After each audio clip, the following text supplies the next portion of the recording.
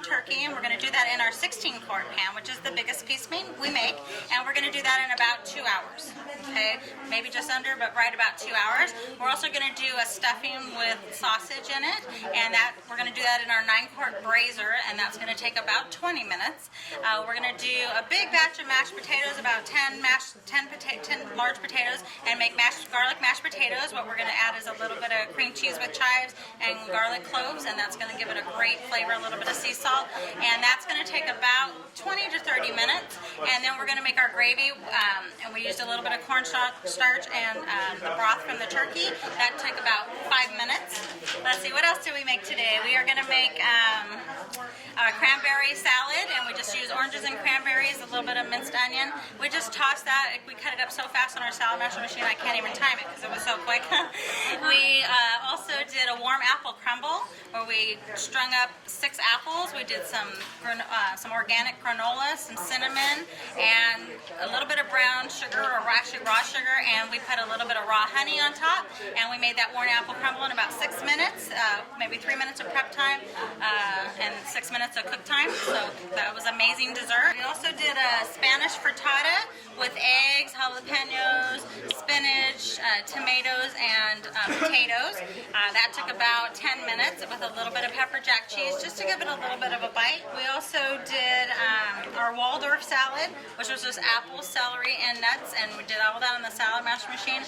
Literally took 5 minutes or less to make a great big salad to feed 35 people that we had here today. We did biscuits from scratch, which a great friend of mine, Olga Allen, she came in and she put her from scratch recipe together. We made biscuits, nice sized biscuits, and we put them in the electric skillet, cooked them for about 8 minutes on each side.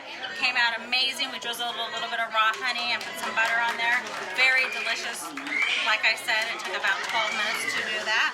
So some amazing dishes that we had today, and we are actually going to be posting our recipes to our website, which is cookingforhealthinc.com, and you'll be able to see our past recipes and our current recipes, and I also will be emailing out the recipes so everybody can be ready for Thanksgiving. Have a great holiday, everybody. 14-pound turkey, almost 15 pounds. We put a little bit of butter under the skin, and then we just did a dry rub with garlic powder, onion powder, sea salt, and pepper, black pepper. That's it, and just rubbed it all over the turkey. That's it. We're going to use our 16-quart pan. This is the biggest piece we make, and we're going to be doing our turkey in here. You just take a little bit of water, drop it in the pan. If you see the water bouncing around, can you guys see it up there? Not the camera. Oh, there it is. See the water bouncing around? Whenever you're going to fry something, you need to get your pan that hot. And you put the water in there, and if it beads around, then it's hot enough to fry. If it just evaporates, it's not hot enough, okay? And what's going to happen is you're just going to have a big suction cup, and everything's going to stick. So you want to make sure it's hot enough that if the water is searing on top, it's just bouncing around, it's not evaporating. It will evaporate after a minute or so, but if it evaporates right away, it's not ready. So you want to make sure you get it that hot, okay? And then you're going to get whatever you're cooking. Now, the pan's virtually poreless. Whatever you're putting on there has a lot of pores, especially meat, eggs, things like that. So you want to make sure that once you set it down, that's where it's going to stay.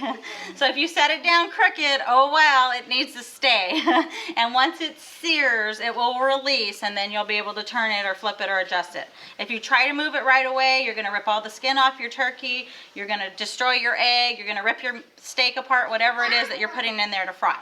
Okay, you need to let it sear, then it will release and you can flip it. Okay, so we're going to go ahead and brown our turkey. It's going to be a little bit loud. I just want to warn you so you don't get alarmed. Okay, this is about a 15-pound. Okay, so we're going to put them in there and let them start searing. Yay, our turkey is on. All right. Hip, hip, hooray! So now I need to wash my hands because I just touched turkey. We just got it in there browning right now, and then I'm going to flip it. In the meantime, we have biscuits going. You'll get them back. There we go. You guys see it kind of browned up? Pretty good. Now I'm going to put the lid on it. You guys see it? There we go. So it's in there. It's ready to go. Now we're just going to do the medium to low.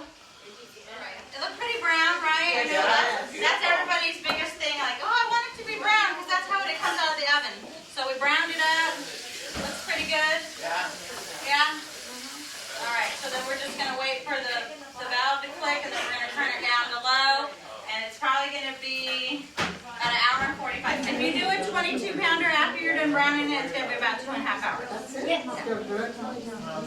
Yeah. If you start at 9, you'll be eating by 1:30. Alright, because you can make your other dishes. For me, that was a big thing because I used to hate that I had to get up at 6 in the morning, right? Start the turkey, and then you'd start doing everything, and you're so tired, and all of your guests show up at noon, right? Your turkey's still cooking, the house is hot, you're exhausted, and you still have things to make. Right? And then all the guys are watching the football game and you're stuck in the kitchen. Whenever everyone's enjoying themselves and you're stuck in the kitchen. For me, I love the fact that I could get up at 9. Sleep in on Thanksgiving, right? Because that's a day off for me. Anyway, sleep till 9, start my turkey right after that. You know, kind of make everything else. Leave it on the stove on low. People come over, we watch the football game, we do whatever we're going to do, and then when we're ready, we eat. Okay? So you're not, you know, running around in circles. You're enjoying some time with your family, your friends. You know, sometimes people come in out of town, and you're stuck in the kitchen the whole time. You want to have that time with your family, so it's really nice to be able to, you know, to be able to have everything on low in the kitchen. You don't have to check on it. You don't have to worry about it. You know, everything's fine. And then when you guys are ready to eat in between the football games, you eat. And this is kind of how I was explaining about the turkey. We have the pan preheating. We're stringing up some onion. That should be good. That should be funny. And then, so she has some minced. Are you going to shut up the garlic? Yes. Okay, perfect. So then we're going to go ahead and do some garlic. And then we're going to throw it into the pan. And you're going to see it's kind of going to sear a little bit in here. And then you add your meat on top of it. Okay, so there's our onion and garlic. We're going to go ahead and throw this in the pan. You guys hear it? It's kind of searing. So we're going to go ahead and add our chicken in here. Let it kind of brown up a little bit. Just for a minute. Once she gets everything else ready. Yeah, let it cool a little bit so we can try it on the SaladMaster. Yeah, grab those out. We're going to get this water boiling and we're going to go ahead and do our dumplings. Ready? Go ahead and part on pieces of the biscuits, and we're just going to drop them in here. You guys are going to have turkey left over. You can make turkey and dumplings, right? Yeah. So once the dumplings start floating to the top and they look a little bit dry, then they're ready. So our dumplings are starting to pop up and float, so they're about done. Beautiful.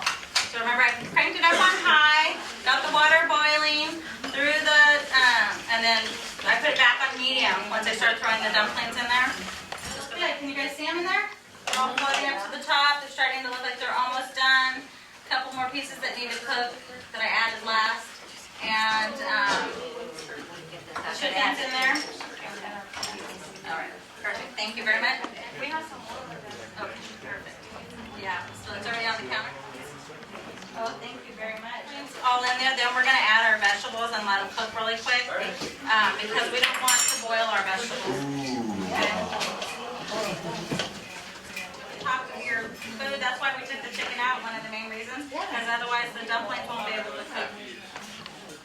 I'm